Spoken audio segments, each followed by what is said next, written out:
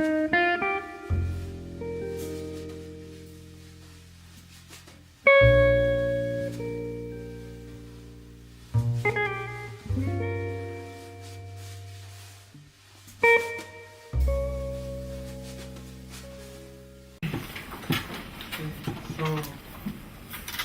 start the afternoon. We have now here Emilio SILVA with us. He was mentioned this morning because in the year 2000 he set out to find his grandfather in a market in the province of León, in Castilla León.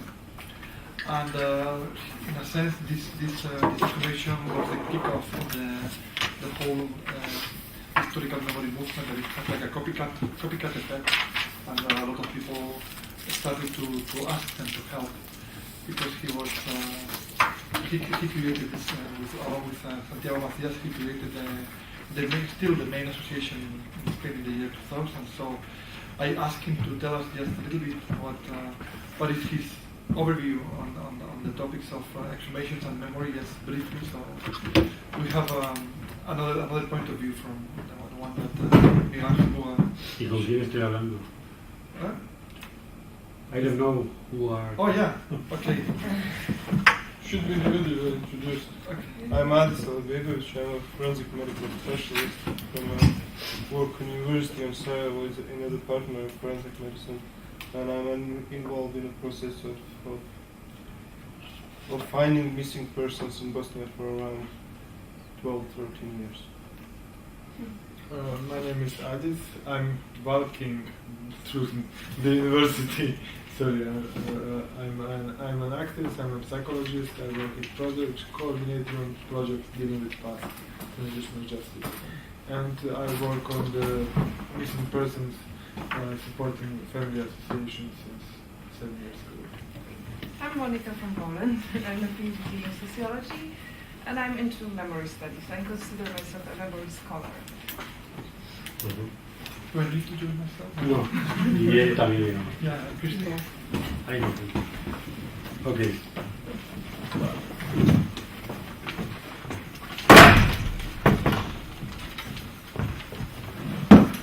Sorry because my English, like I said, I am Emilio SILVA. I am the grandson of a missing person. My grandfather was a member of a left Republican Party, and in 2000 I am journalist, and I was writing a report about the guerrilla movement in Spain, some people who was fighting against Franco after the Civil War until the 50s, during 15 years. And I was making interviews with old people in the area where my grandfather was born and lived. And one day I found a man, Arsenio Marcos, who said, I know the place of the grave of your grandfather. I asked, it's near, and in 9 kilometers we go to find the place of the grave. And in March 2000, and 5 months later, I wrote an article in a local newspaper with the title, My Grandfather Also Was a Missing Person. Because in Spain we have a, no sé cómo se dice, eufemismo, an euphemistic word. Yeah. It's paseado. Explicarles ahora. Paseado is like walked about. Yes, people who... He was walked about.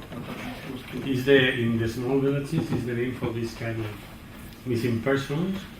And at the end of the article was my telephone number, because I don't know in the grave, somebody told me there are 12 to 14 people.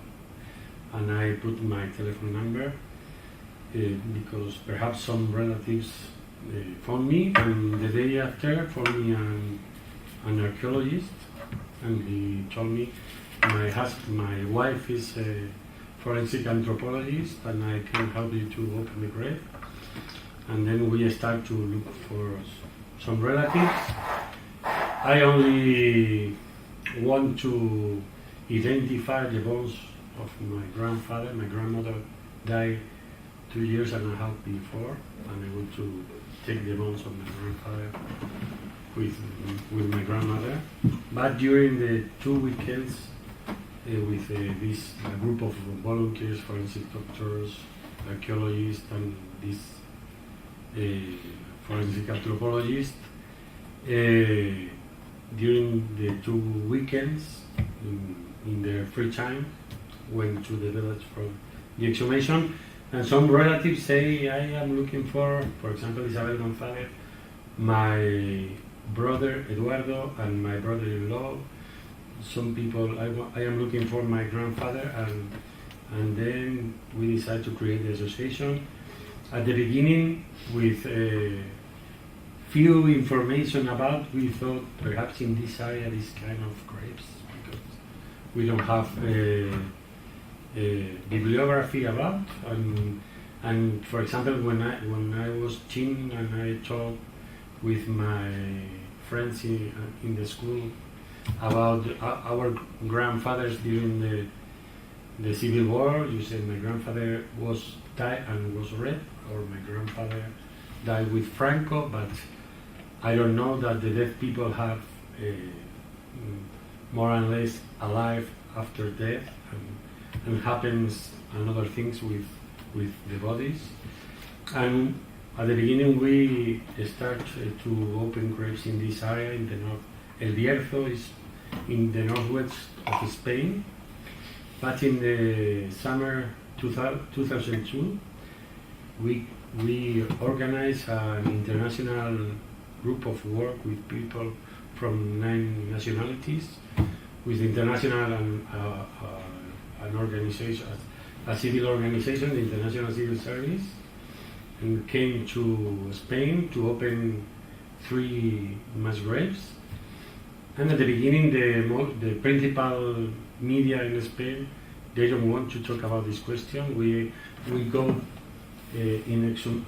through exhumation, and we are with the public television from German, ARD, a journalist from Holland or German or Italy. But at the beginning, the Spanish principal media, they don't want to talk about. I think perhaps they like to talk about the past, like so far questions, no, but not people working with the past in the present. But in 2002 we made this international group, and I went with my car from Madrid to Geneva to the High Commissioner of Human Rights of the United Nations, and I take 64 the documentation about 64 missing persons to the group of work of forced disappeared persons. They say 4 months later, we only care about the people missing after the 24 October 1945, the date of the creation of United Nations, not before, but we have two people missing in 1947 and 1949, and they open a report about the Spanish questions, and we start to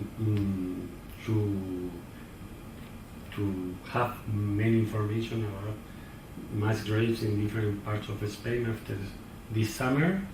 And this summer we went to a local court there in the north of the León province, and it's the first time like a court opened a juridical process about a grave. The judge called me, and I went to the court, and he asked me things about the killers, and we don't have information.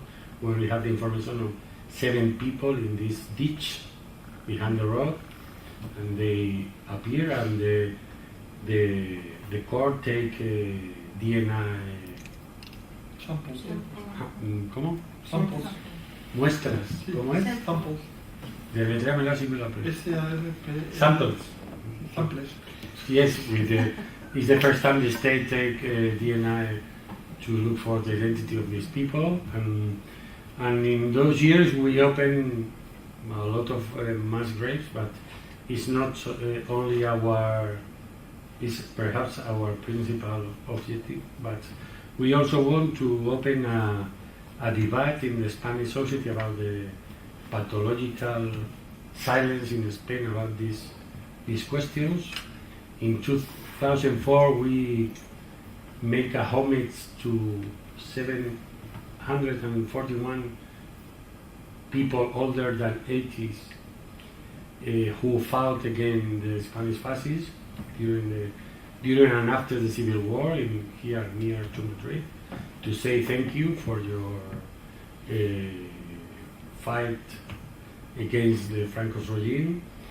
And we have a meeting with the Spanish government for the first time in December 2004, because the Spanish government created a commission to elaborate a historical memory law, and we talk about two questions. The missing person have to be a responsibility of our government, and about education, because I think the best monument for the people who fought against Franco is a scholar book.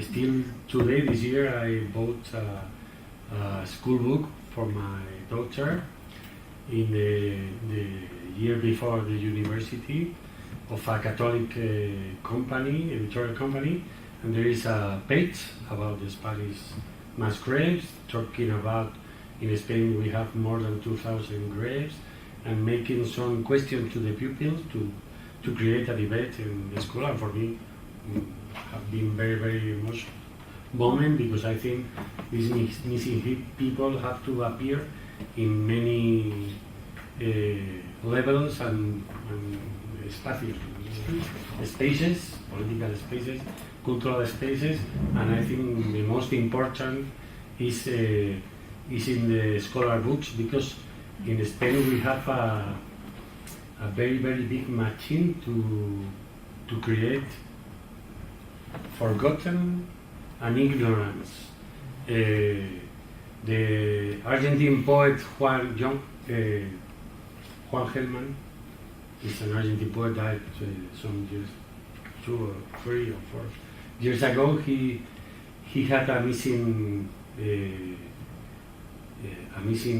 son in Argentina, and he used to say, when a dictatorship finished, arrived the organizers of the oblivion, and here in Spain they have a lot of things to work. For example, after the death of Franco, 2 years after, the Spanish government, in transition between dictatorship to democracy, destroyed millions and millions and millions of documents.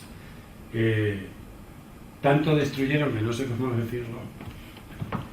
Tantas cosas destruyeron. They destroyed so many things. Yes, that the responsible of the government archives in Spain, Sanchez Velda, liderate a protest against the destruction, and he's a member of the archives of the dictatorship. He says too much destruction, and they hide or borraron, They erased.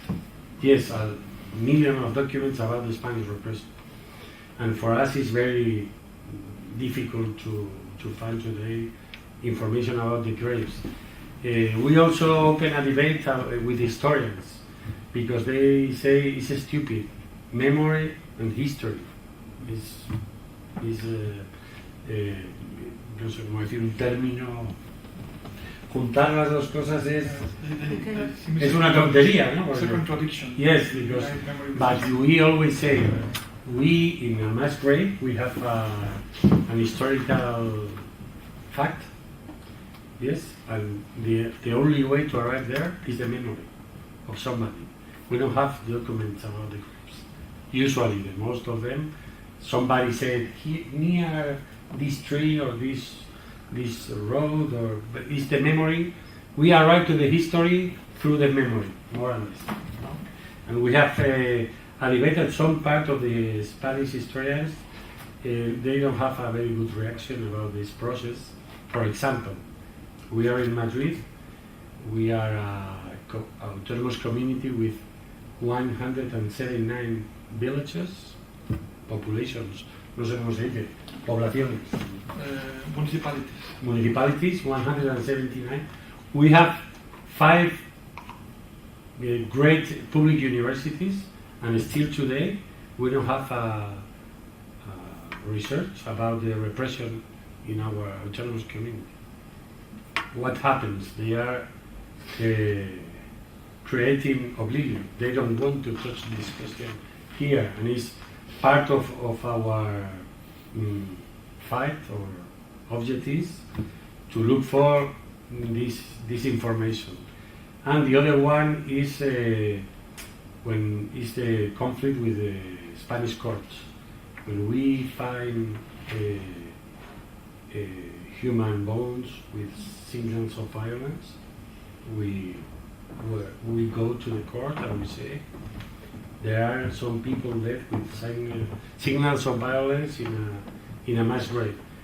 The Spanish laws in the ¿cómo se dice? La ley de enjuiciamiento criminal.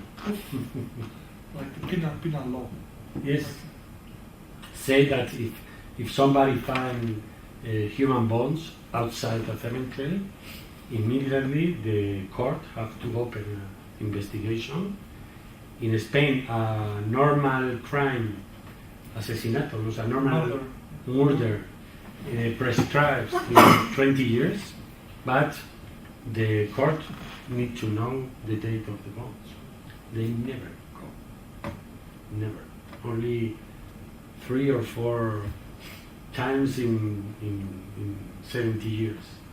They say the amnesty law, they don't say anything, and we protest to the government of the judges, the courts in Spain, is the General Council of the Juridical Power in Spain, is an organization, is the government of all the courts in Spain, and we say the judges, jueces es así? Judges are making prevarication because they have to go to the graves, but they don't want. And this government of the judges say, nosotros no intervenimos en la forma de interpretar las leyes que tienen los jueces.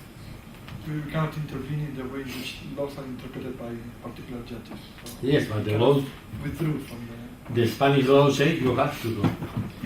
And then in Spain, me imagino que hablaba esta mañana de eso, el caso Garzón. Okay, in 2008 the national authorities in Spain tried to open a political process against the Franco's crimes. They closed from 16 October to 26 November, only some weeks was open the process, and they closed this process, and now the judge is outside of is not a judge. But we in 2010 we make a denuncia.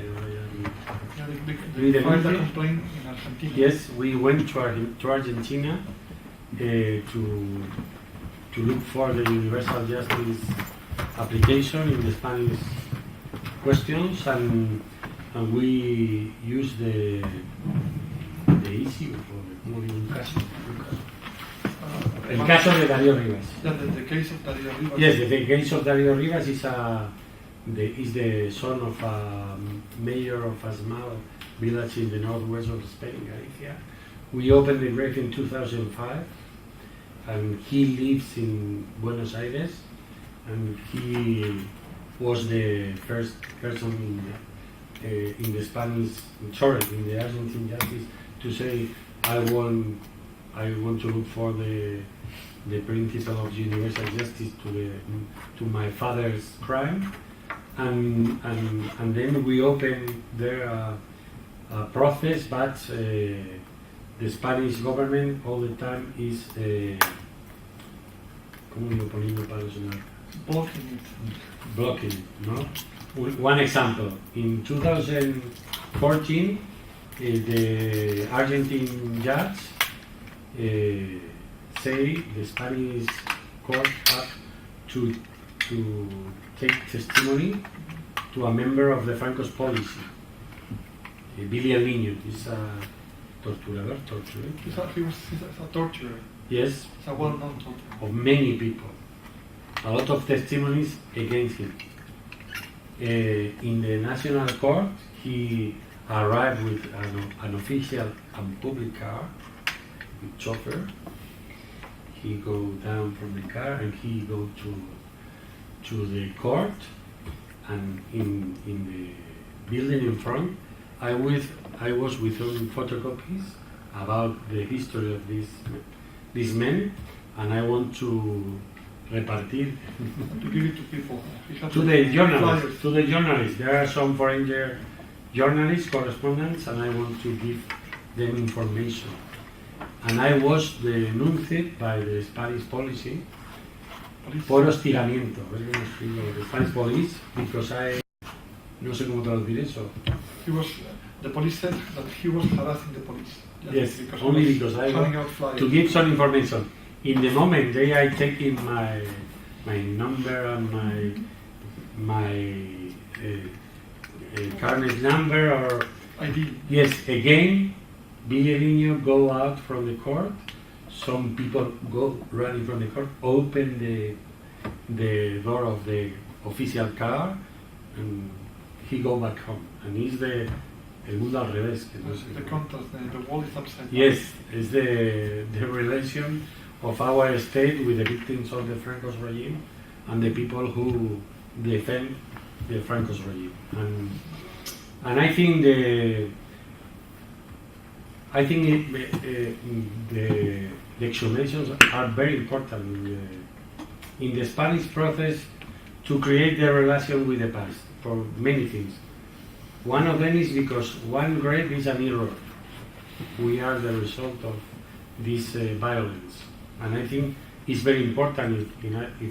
If I want to know who I am, I have to see me. No, I think it's very important. Also because for the relatives, it's very important because still today there are many people with fear in Spain.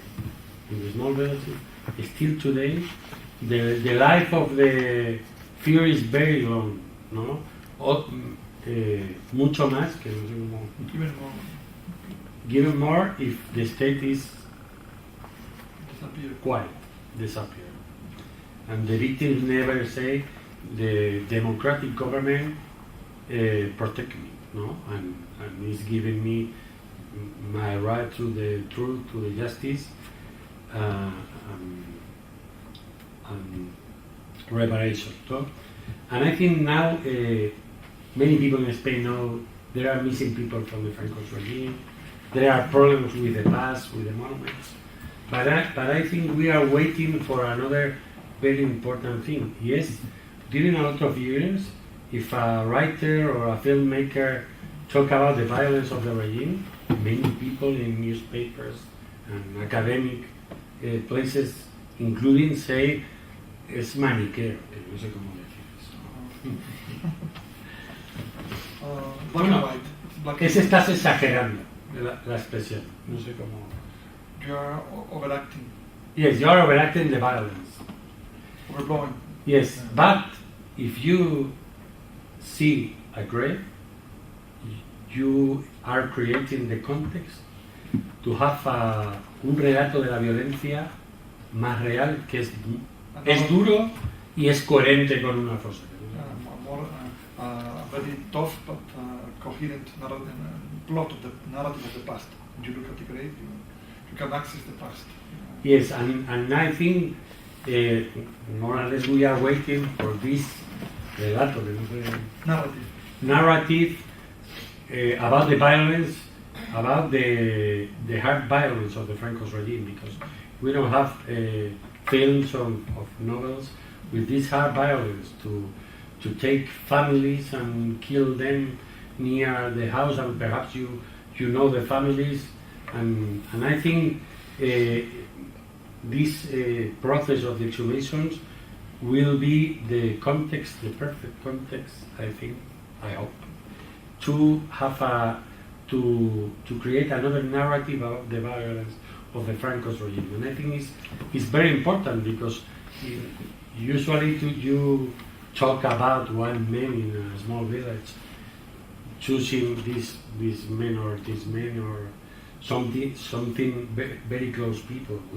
In the crime of my grandfather, one of the responsibles are un primo, cousin of my grandmother, and he doesn't have any problem to say kill him, no.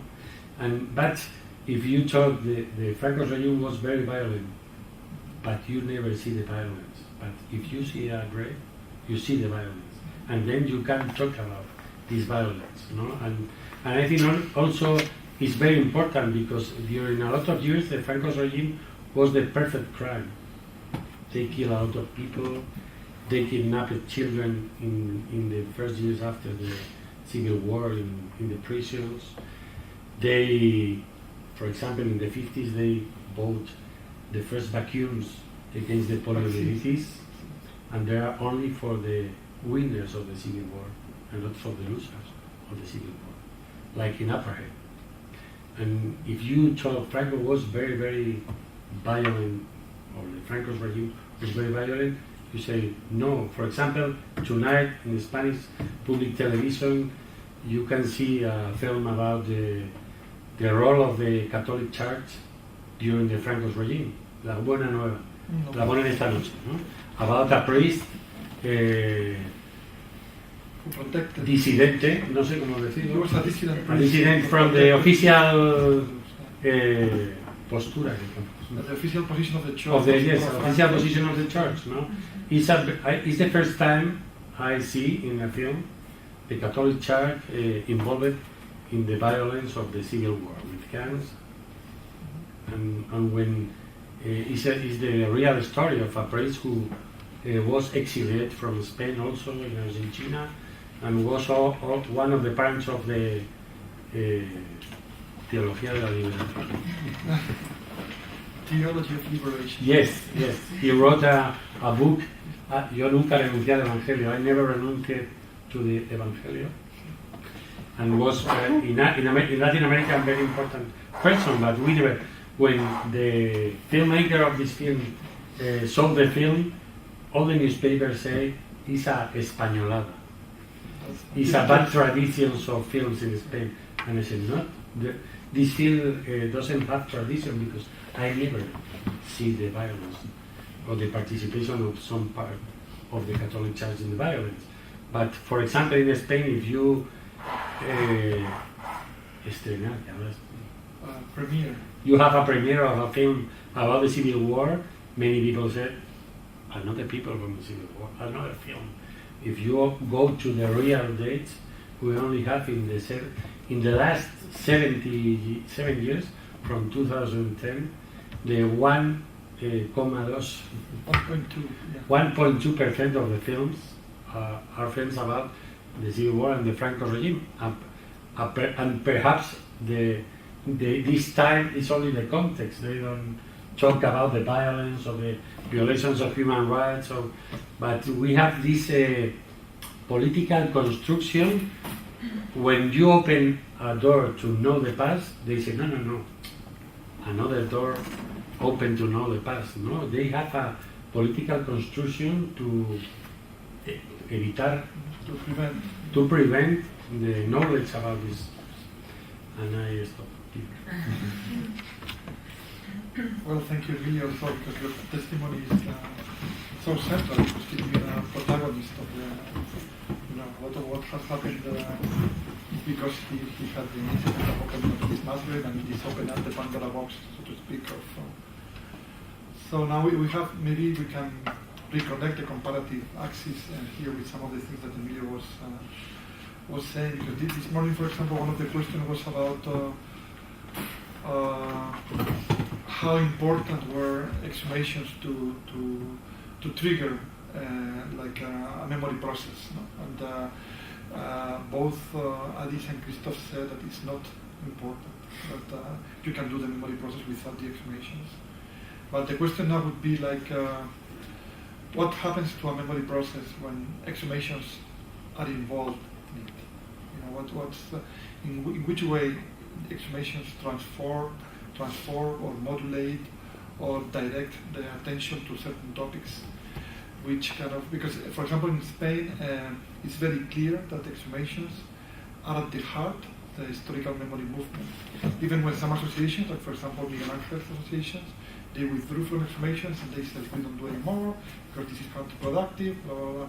But it's a fact that maybe there have been like 500 exhumations and around 8,000 bodies have been recovered, which is a lot, but it's little compared to what. But they have been like the spine of the process in Spain. I mean, the mass grave exhumations have been the central topic, and other associated topics have been. So I don't know if this is the case also in Poland or in Bosnia. I would like to start with this, no, Krzysztof, if you think that in Poland also, once you said that they came later, the process was there before, but once they come into the picture, what happens? I think that the impact of the exhumation is definitely not as strong as in Spain. It's something additional to the debate on the past which was going on since the fall of communist system, when we had the opportunity to speak freely and discuss freely on history. The very important factor was the lifting the state censorship in 1990. Because before that, the preventive censorship existed in Poland, so the publications of concerning the past were controlled, and it was not possible to speak about the communist crimes in the official circulation, only in the samizdat. And I think this debate about the repression, about the communist repression, had two stages. The first was the immediate reaction to the fall of communism, when I mentioned this notion of filling the blank spots of contemporary history, and another factor which added some impetus to this process discussing the communist repression was the creation of the Institute of National Remembrance and opening the files of the secret police, because this is the main corpus of sources which tells about the repression. So I think that this had much more impact than the exhumations themselves, because this vast amount of new sources which became accessible were analyzed, and it produced new scholarship, could provide a wider panorama on the contemporary history than the exhumations themselves. The exhumations concern only the most acute cases of repression, which were connected with executing some victims. But of course, the number of the victims of the communist repression was much bigger, because, as I mentioned, some 3,000 people were executed during this Stalinist period, and I think dozens of thousands were repressed in different forms, mainly being imprisoned, but not executed. But I agree with what Emilio Silva said, that seeing this raw violence opening the graves does matter, because it makes this past more tangible. Although we knew a lot about the communist repression and before the exhumation started, I remember my own feelings when I first saw such an open grave, and I had a feeling that something really very important happens, and it was something that, okay, I know these narratives about the repression, but seeing it is a new quality, new quality. So I think many people who were engaged in the process of exhumations, I think they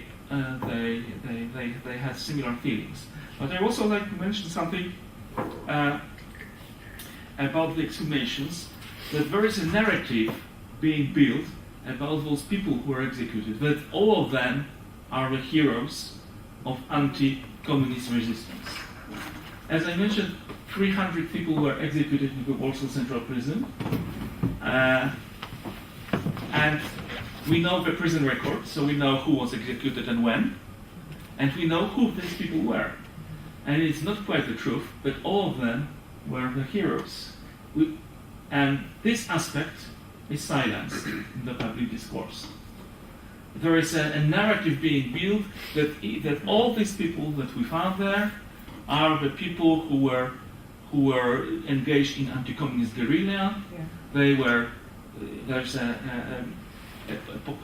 notion of cursed soldiers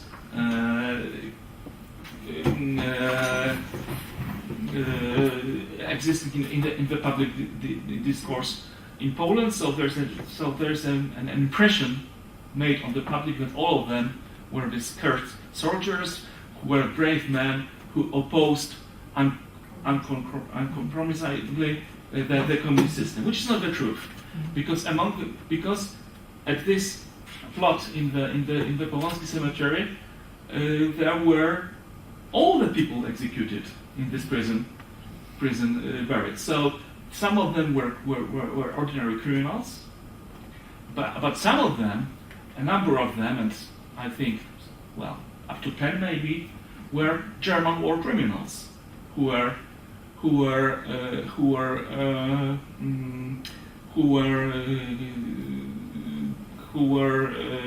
extradited to Poland after the war, and were tried by Polish courts, and they were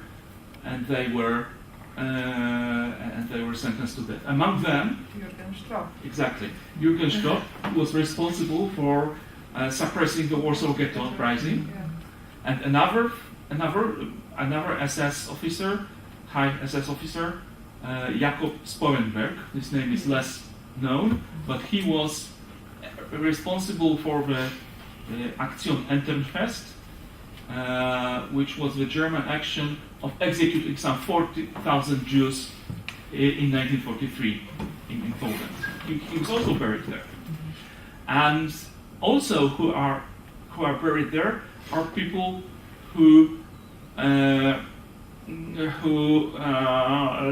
were the members of the Ukrainian nationalist guerrilla, which fought against Poland in the immediate post-war years. They were also imprisoned and tried and sentenced to death. And since we have identified 40 or 50, maybe 50, of the bodies that we recovered from the Polonsky cemetery, we have 150 unidentified ones, and it is quite possible that among them there are people who are not heroes, but in the public discourse, all of them are presented or are discussed as or referred to as heroes. And at some stage, 2 years after the beginning of exhumations at Polonsky Cemetery in 2015, if I'm not mistaken, there was an official state burial ceremony of the remains, and the pantheon of heroes was built in the Polonsky Cemetery, and it was a very, very important state celebration, where the people who were identified were buried in this pantheon, but the other remains were also buried unidentified, and if they are identified in the future, the plaques will be changed. But we are aware that among them are people who probably don't deserve to be in the pantheon, but we cannot identify them. So there is some ambiguity in this process. And I will also review here that among these 50 identified persons, there are 4 whose identification was not publicly announced, but they were identified because they were sentenced for collaboration with Nazis during the war, and they were also executed at this prison. So there are some problems which I think the official bodies in Poland don't know well how to deal with, because we have no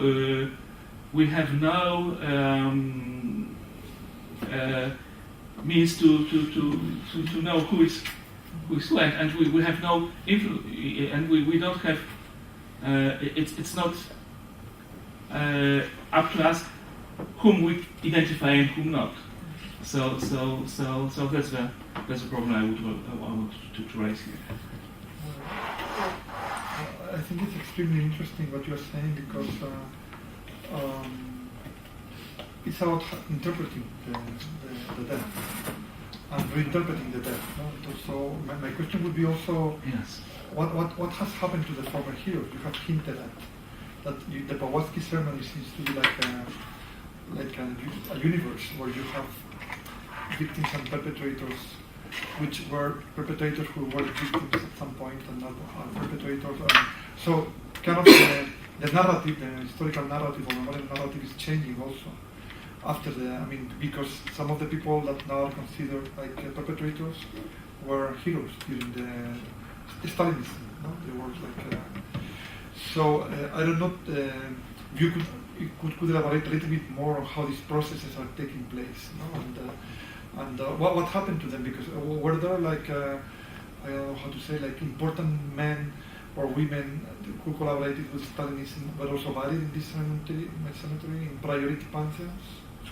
No. It's a different story. If I understand correctly, what you are trying to say, the people who were buried in this plot at Powalski Cemetery were people who were executed in the Central prison of Warsaw. So these were never heroes in the light of a Stalinist value system.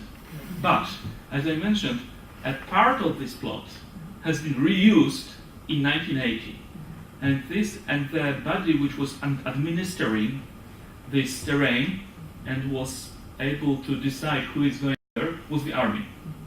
So in 1980s and 90s and the later stage, about 200 new graves were built on this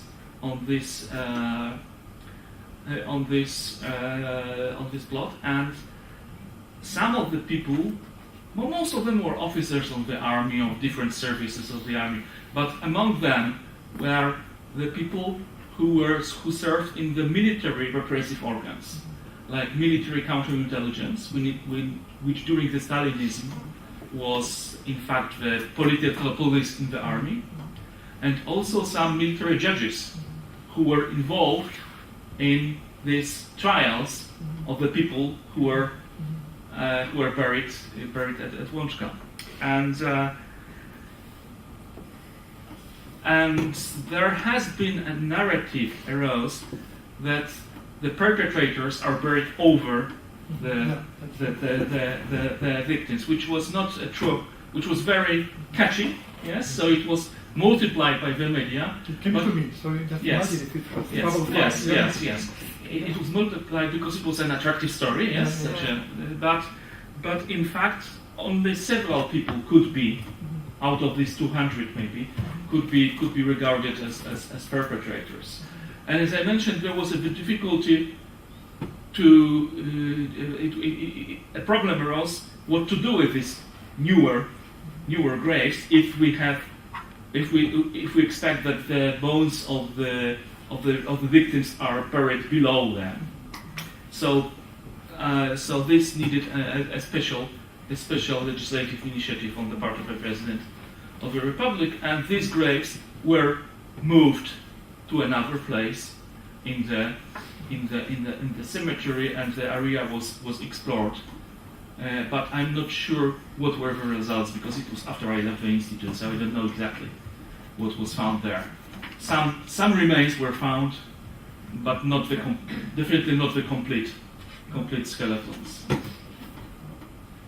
Yeah, I was asking you because, but I was thinking more about the whole cemetery as a microcosm, you know, of Poland, no? Not just the plot, but the bigger cemetery. But what you say is really interesting because I don't know how it came to me that there were some Stalinist collaborators were buried on top of the, That's right. of the others, and you're saying that that's not actually true. Well, some of them were. Except for a few cases. Yes. Yeah. And so what was the funerary treatment that they got? I mean, when they were kind of removed to other part of the cemetery? Yes, they will move to another So part of the how cemetery. was this done? I mean, in the... It was negotiated with the families, and most of the families agreed for such relocation, and it was completed 2 years ago. Because So now this area, which is quite big actually and valuable because it's the most prestigious cemetery in Warsaw, now is empty, and there are some, I think, considerations to enlarge the commemoration area of the victims to this area, but no final decisions were taken. And I think to put a monument to them, yes? This is the... Yeah, it was considered, but I don't think we have any concrete decisions now yet. I was asking you this because of the... Also, and now we can move to Bosnia also, but the situation we have in the Valley of the Fallen, which is extremely complex, and that's I was kind of I had this on the back of my mind when I was asking you this because the story of the Valley of the Fallen is just very briefly. It took them 20 years to build, and it's a total. I mean, it's a totally Francoist monument. Totally Franco. I mean, the symbolism and everything, very connected to the church and they say the biggest cross in Christendom. Also, the length of the basilica is only second to St. Peter's in Rome and whatnot. So the thing that was that it took them 20 years to build, and when they were about to inaugurate it, they made this kind of they started to call they made a call for people to transfer Civil War bodies to the monument because it's a anthem, and that happened 20 years after the war. It started in 1959, and then one of the first bodies to be transferred there was the founder of the fascist party, which this transfer already makes the monument very complex because he was exhumed in the East Coast in 1939. He was brought to the monastery of Escorial, and he was buried, in the basilica on top of the royal panther, which is kind of the most prestigious, so to speak, funerary place in Spain, where all the emperors and the mothers of emperors and kings are buried in Escorial, very close to Madrid. So the thing is that he was transferred. 20 years later, he was transferred to the Valley of the Fallen, and then a lot of bodies started to come into the monument. All the way to, I don't know, we don't know the exact figure, but the Book of the Dead by the Benedictines, who kind of are in charge of the monument, is like 33,847 or something like that. No? But they themselves say that it could be double because the exhumations that took place were the same, done in the same fashion as you were mentioning, or like they would go to a cemetery and they would ask the people who bury the bodies, the people in charge of the cemetery, what is the mass grave? Here. And so they would take everybody there, and you don't really know if they were civil war later or not. So there's confusion in the crypts. So the thing is that when Franco died in 1975, it's not really well known how the decision was taken, but it was at top level, and it was decided that he should be moved to interred in the Valley of the Fallen. So. And there was like a state funeral, and there was an order signed by the now new king of Spain, saying like, I commissioned this body to you Benedictines for his care and whatnot. So José Antonio Primo Rivera, the founder of the fascist party, was on one side of the altar, and Franco is on the other side of the altar. So which creates a funerary hierarchy very connected to the dictator, totally 100% connected to dictatorship. No? So, and then the thing is that basically they said when they were applying for, saying like bringing bodies to the body of the fallen, basically they said that it could be from both sides of the civil war, if they were Catholics. Which we can ask a corpse if he's a Catholic or not. But the thing is that this order or this call for bodies kind of that was deployed in sometimes surrealistic ways in different parts of Spain, to the point that now we know that some Republican mass graves of people executed by Franco's paramilitary were exhumed without the permission or knowledge of the relatives and brought to the valley of the fallen. So this makes the whole thing very complicated to unmake, so to speak, no? Because obviously the relatives of those who were killed by Franco are very unhappy with the arrangement. You have a Catholic Church in the honor of the dictator and the founder of the fascist party on the one hand, and then you have like 30,000 bodies around them, which is a very complicated monument to unmake. No? There is a huge controversy, and some solutions have been provided. Like, for example, the first one should be like exhuming Franco and getting him out of the monument and burying him with his wife, for example. That would be, but apparently it's extremely difficult to unmake this state funeral, because it was signed by the king, and so and also the right-wing party is not willing to do it. So that they think they understand the monument as a monument to reconciliation already, and they say we shouldn't touch anything. So, which is very strange. So that's the reason I was asking you, because sometimes you know the collage, the funerary collage that result, you know, from a long history of violence can become as complex and surrealistic as the Valley of the Fallen, you know, where we don't know what to do with the victims, the perpetrators. They are all victims to the church. They are all victims, but Franco is also a victim, and so it's really complex, no? And it's an open debate, and I don't see the solution close. You want to say something? No. Oh. Okay, so can we have the situation in Bosnia, both regarding the just to get started, no? Just regarding the importance of exhumation in the building of memory, exhumation in the building up of the memory of the wars, and also the ways in which the types of victims and perpetrators are moving, shifting, or overlapping. Sure. I'll do some entrance with regarding this part of exhumation. I leave the others. Okay, perfect.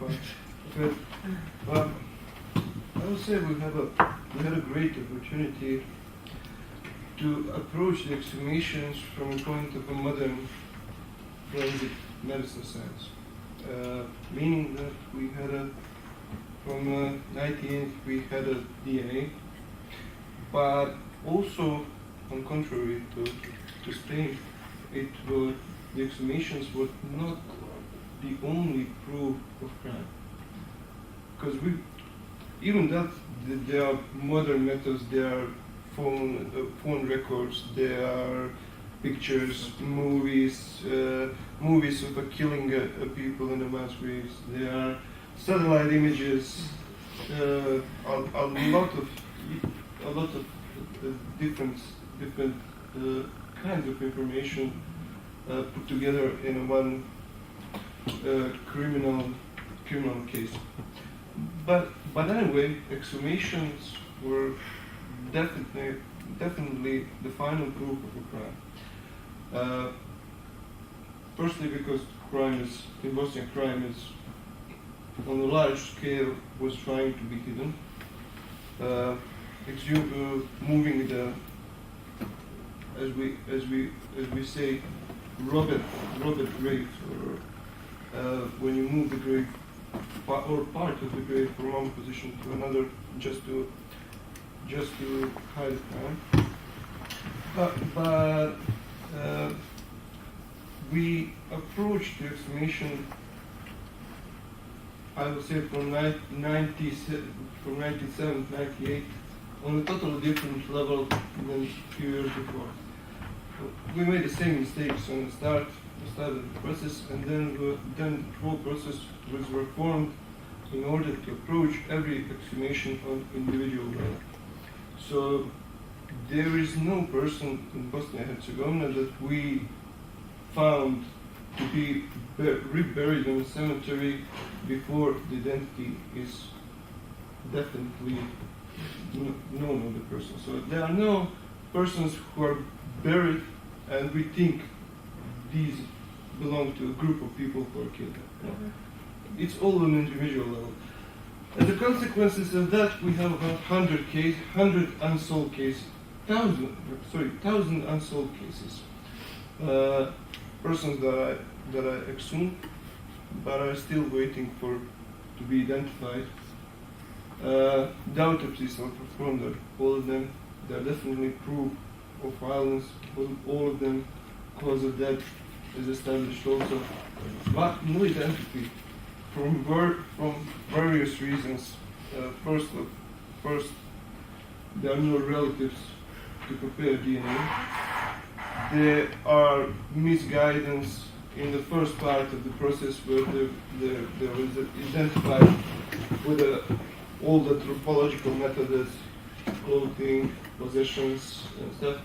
Because when you think about it, it's really relative clothing and possessions. Because we could switch the jackets, and hours before they are executed, that actually happened. I know in Tomashica, from whole Tomashica, from last grade, around 400 cases, only three were women, and they were all in a man's clothes, carrying a man's clothes. So it could be in that period there was a lot of misguidance till we reformed the whole process, but it had huge impact on Bosnia's society from both sides. The digging mass grave, the pictures of mass grave, I must say, are quite freely presented in Bosnia to the public. Even some really high-level cases. I remember one case where I was on the front page holding the body with my assistant. It shouldn't be in the news, but it somehow got there before the criminal process was ended. And I remember the start of exhumations that the families, that people, is also the huge work is done in this 20 years. We have to consider and we have to admit that some percentage of people will never be fine.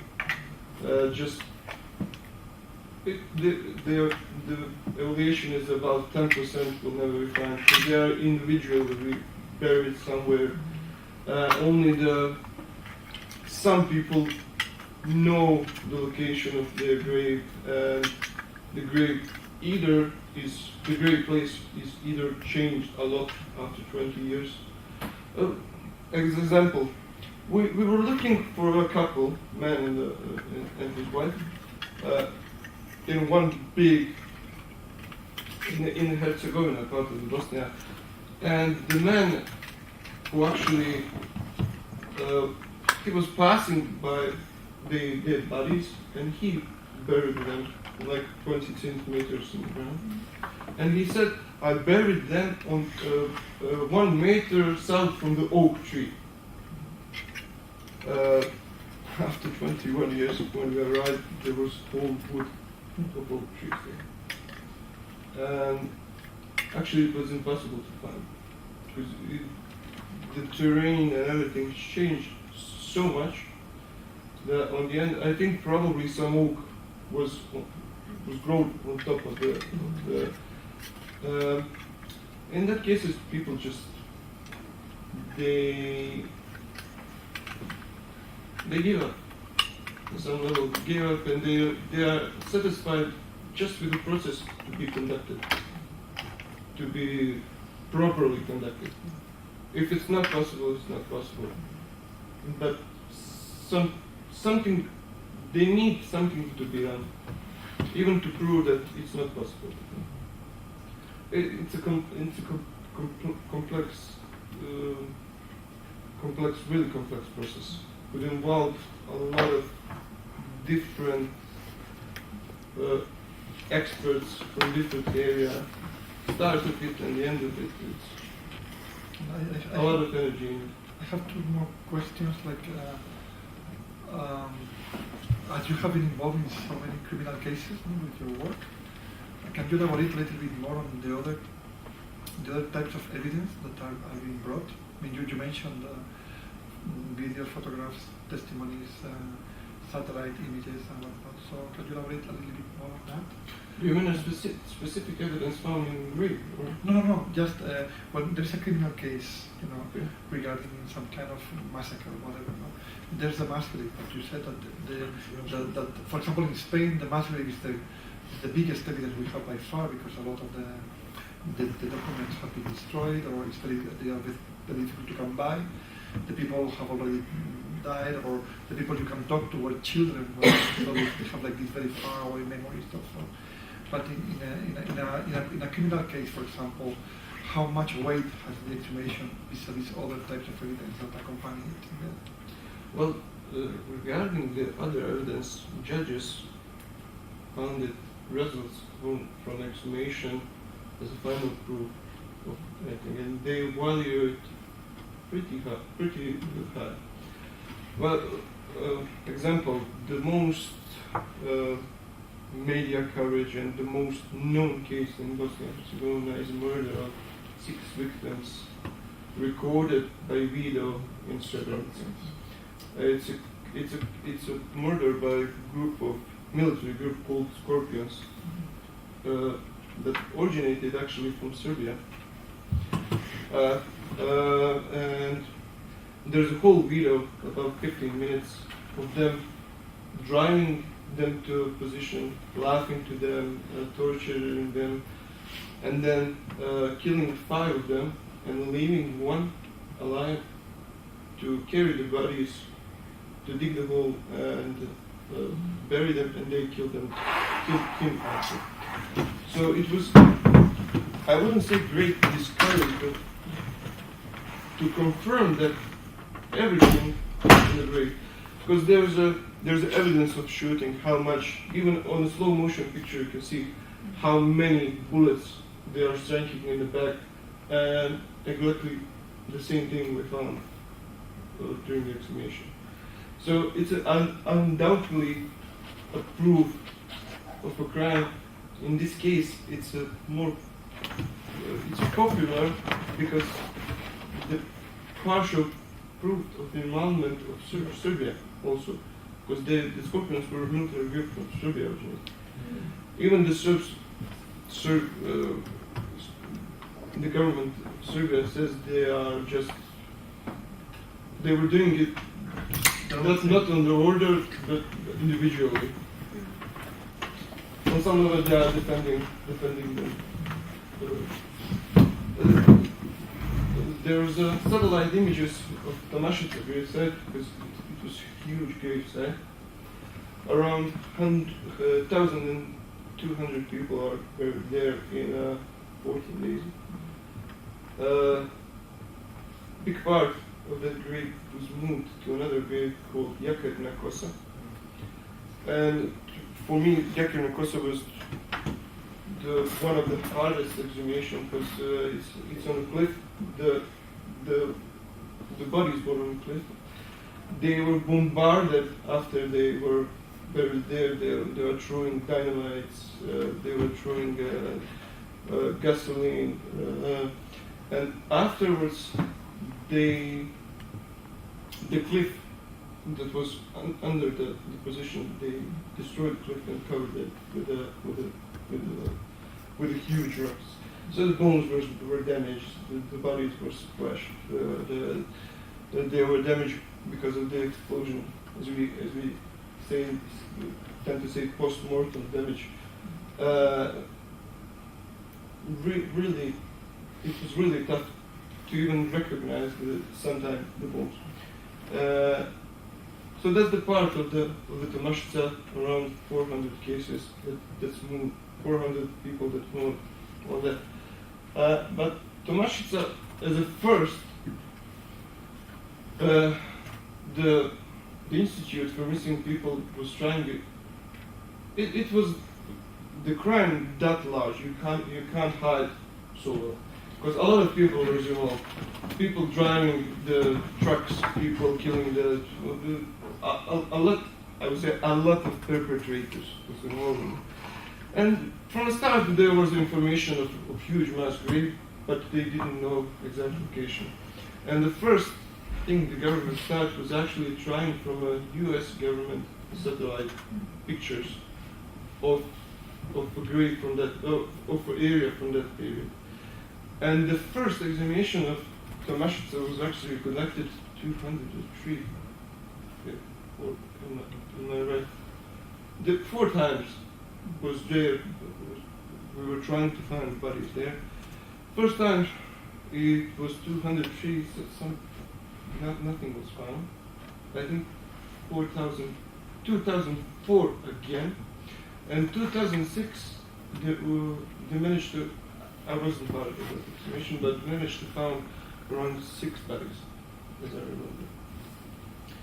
And in 2013, because why it was so difficult to find a grave, because the grave was buried under 6 meters of soil. So none of would expected bodies to be so deep.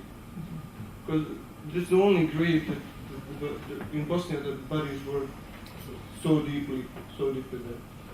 I even have some pictures of the Tomashica. Let me see. I can show it. Do you want to see it? I think I have it in this.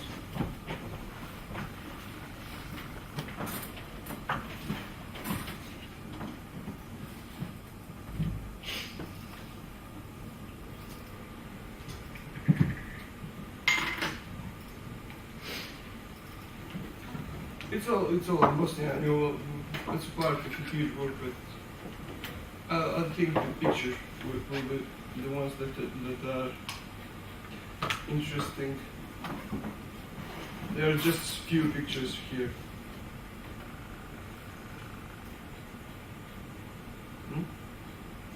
Oh, this is the map of Tomashica. We don't see We don't see it yet. It's warming up. Yeah.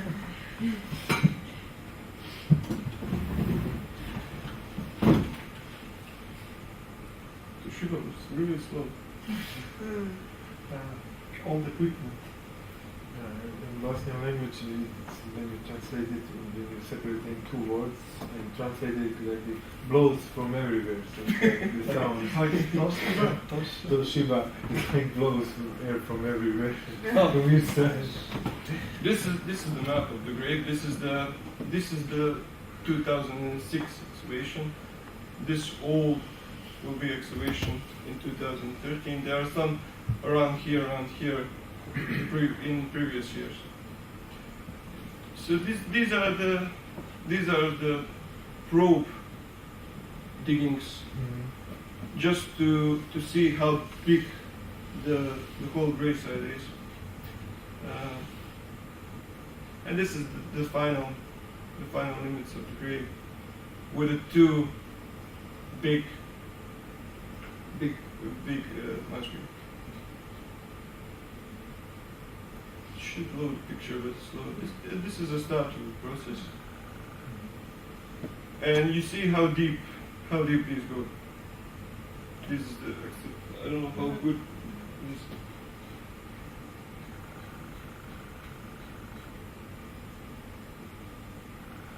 And you can see how deep it is. These are the marks of the graves, and maybe when I look at it better, it's even more than 6 meters of a soil. This is the clearing of when when you establish the limits of the borders of the grave, you should clear everything around it in order to undig the grave in anthropologic principles. And this is how it looks when you cut it. These are around 12 separate graves, separate sites inside the grave. This represents the Robert grave. And this is how it looks anthropologically, some anthropological cases. As you can see, the half of the body is still with a soft tissue preserved. After 2020, these are the clothing evolution is more like a.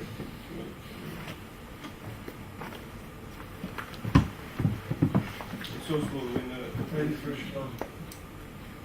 Let me find some. I wanted to find you to present you the 3D. Just give me a second. If there is here.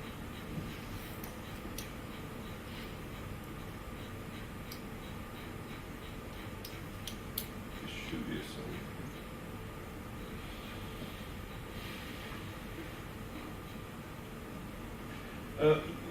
The thing we were talking about, the whole grave is in 3D. We have a 3D position of each body in the grave. So this is how it looks from up. Unfortunately, there are no pictures from this is just one of the versions. But it's important.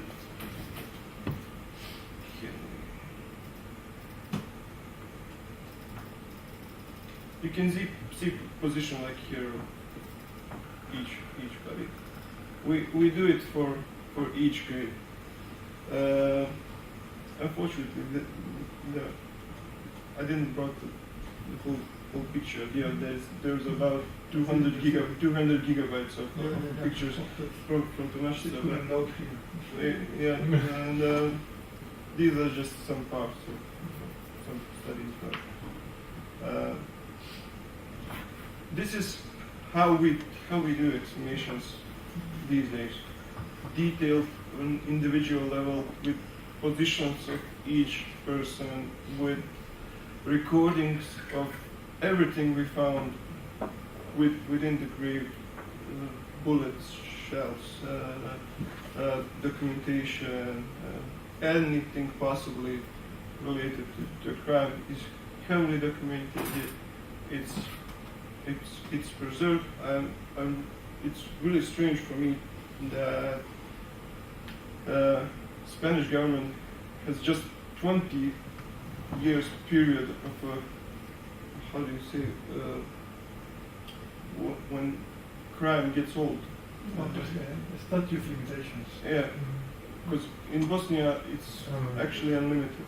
It's unlimited. Yes. Yes. War crimes. For war crimes. Yes, for war crimes. Here it's not for war crimes. It's not. It should be unlimited also. Also, yes, La prescripción. yes, For war crimes in for- Spain. it's unlimited.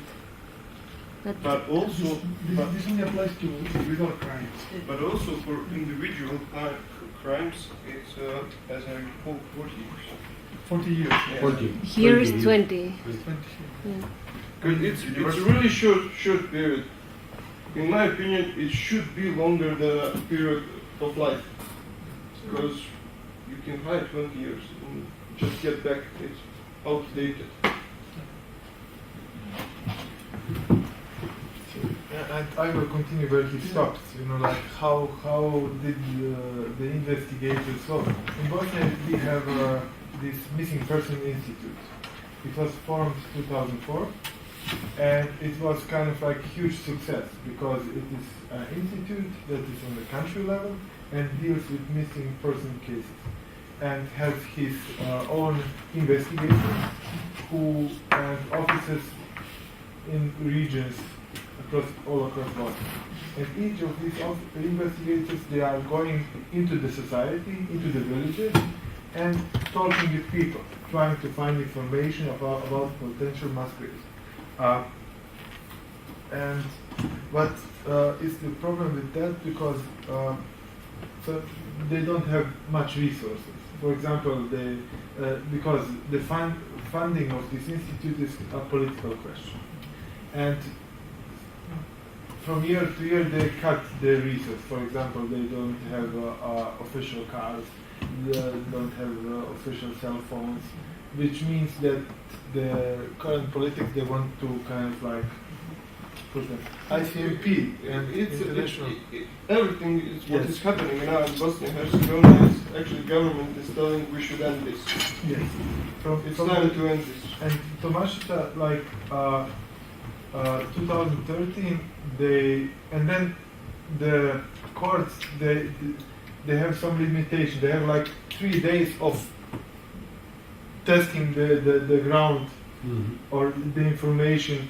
Is there a mass grave? So they did this like digging, and then probe digging, and like they dig like 2 meters, 3 meters. They say like we found nothing. That's it. But one of the person who was in charge of removing the body, he said like he approached the family association and the investigator from the court who was in charge of war crimes and he said like there should be more persons. I cannot live with this truth anymore, and they kind of like give them the reason to do more trials, and then they did it more, and they found it so deep. So if we didn't have so for this case, the perpetrators or somebody who was involved in the process of digging the body is really important for giving the information about the mass grave. Actually, the tradition in Bosnia and Herzegovina is that perpetrator gives the information before he dies.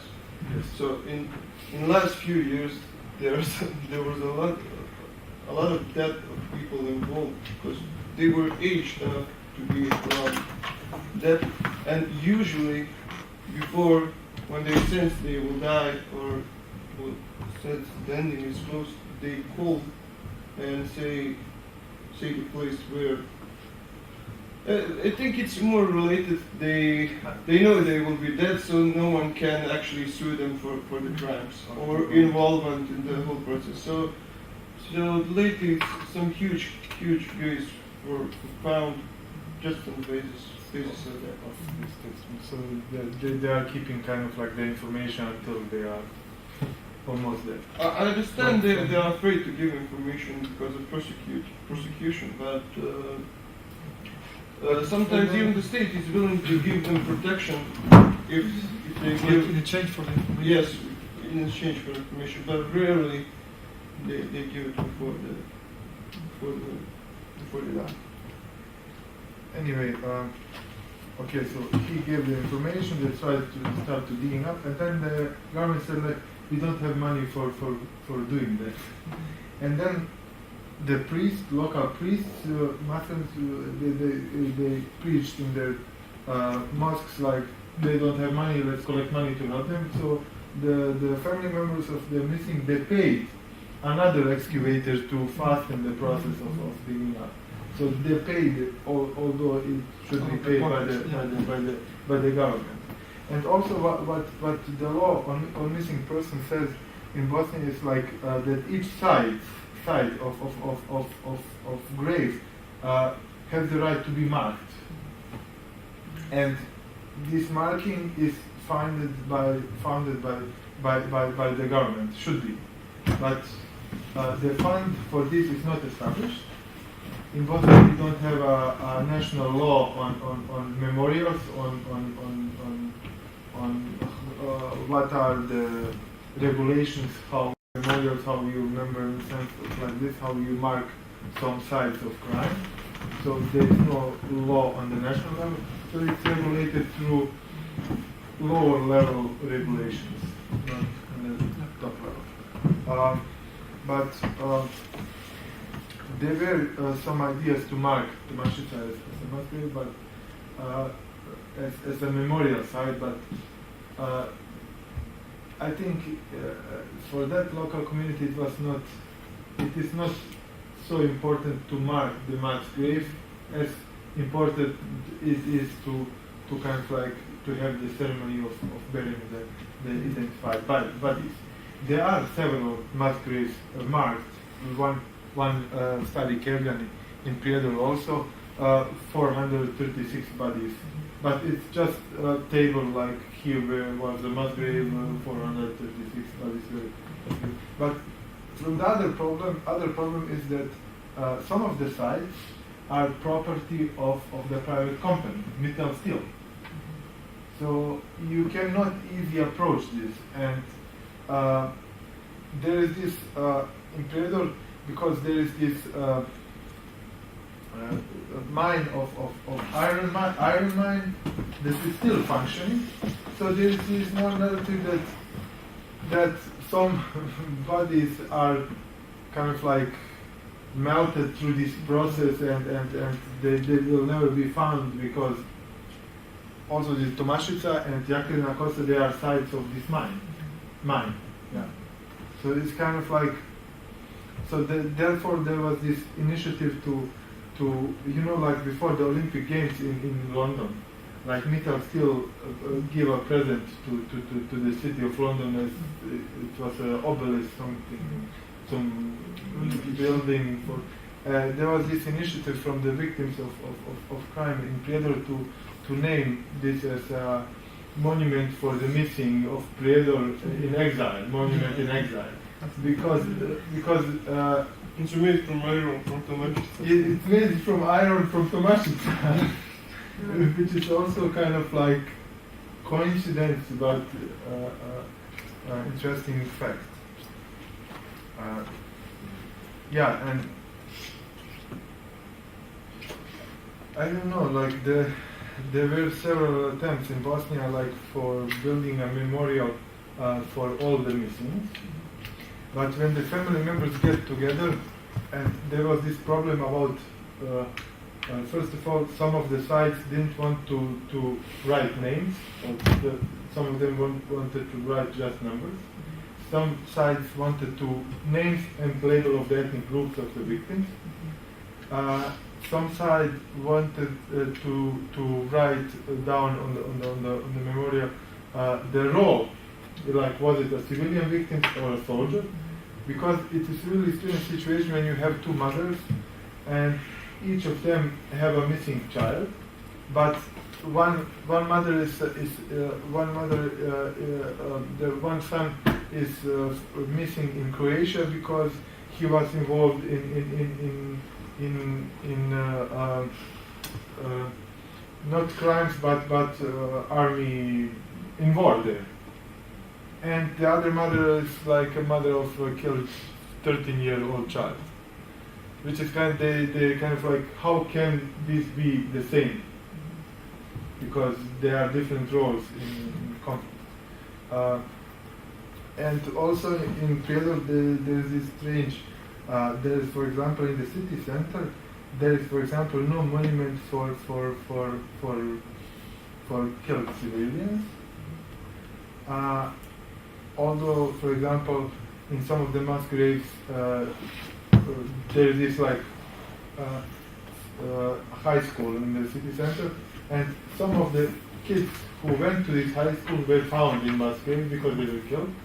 And in front of the mass graves, there is a monument to killed soldiers, and some of the names are mentioned in the ICTJ trials and as potential perpetrators. So you have the situation where a potential perpetrator or killer of the kid is memorialized, remembered with a monument in front of the school, and the kid who was killed as a civilian is not memorialized in front of his school.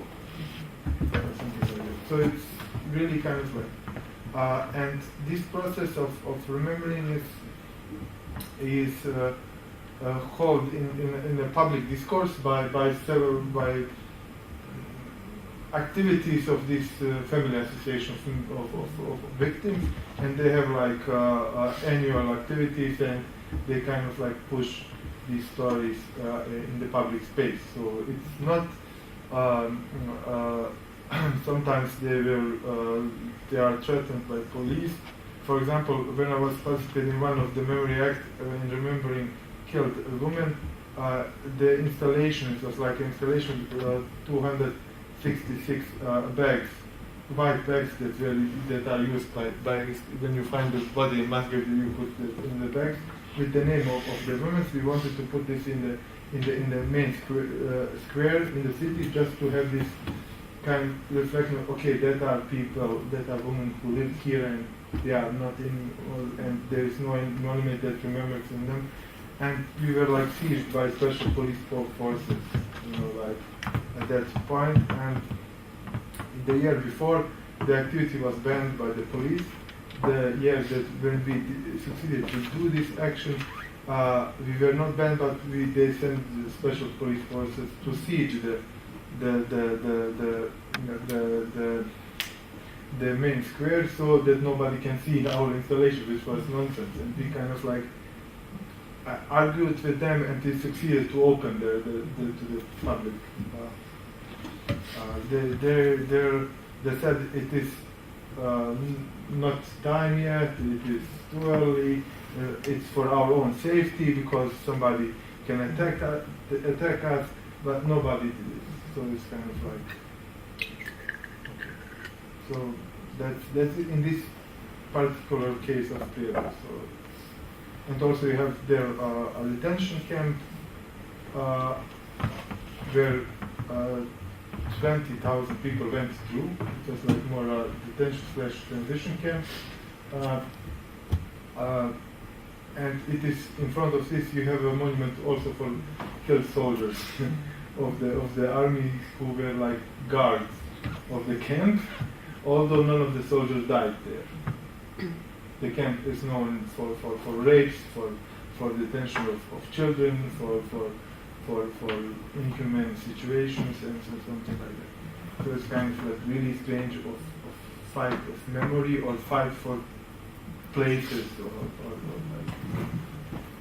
And in front of every school you have a monument dedicated to fallen soldiers, which is kind of creating the narrative for the next generation. So we have to stop now for the coffee, or We have a coffee, waiting for us, and after that we still have some more time. yeah. I think that maybe so we can think through the coffee.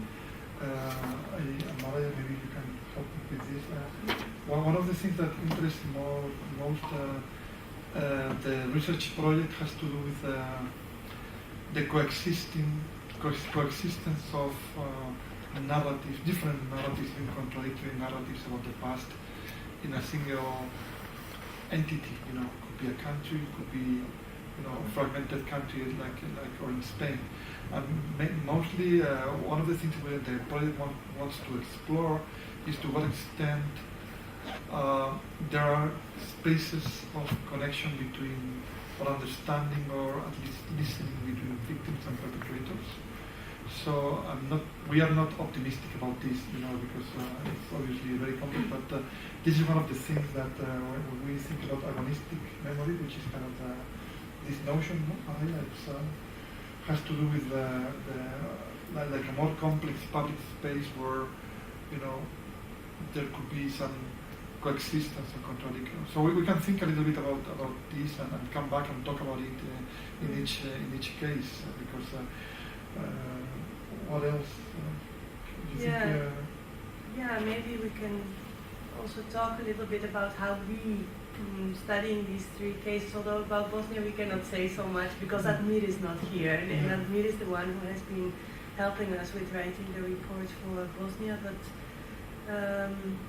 maybe we can say a little bit more about how we see it, how we see the relation between these three memory modes in Poland and in Spain, and maybe a little bit in Bosnia, and maybe you can help us to think Understand, through, to think through yeah, the because- problems that we see there, because it is not easy to think of a memory space where the voice of the perpetrator is present to a certain extent, because it is also very violent, and it is maybe also something that, for instance, in Spain we want to avoid, because we have the feeling that the voice of the perpetrator has been ruling public memory for a very long time, and so, but yeah, we can take We can coffee talk, yeah, coffee, and relax a come little back, bit, and then come and back then to we this very kind of topic. try to wrap it up with this, Okay.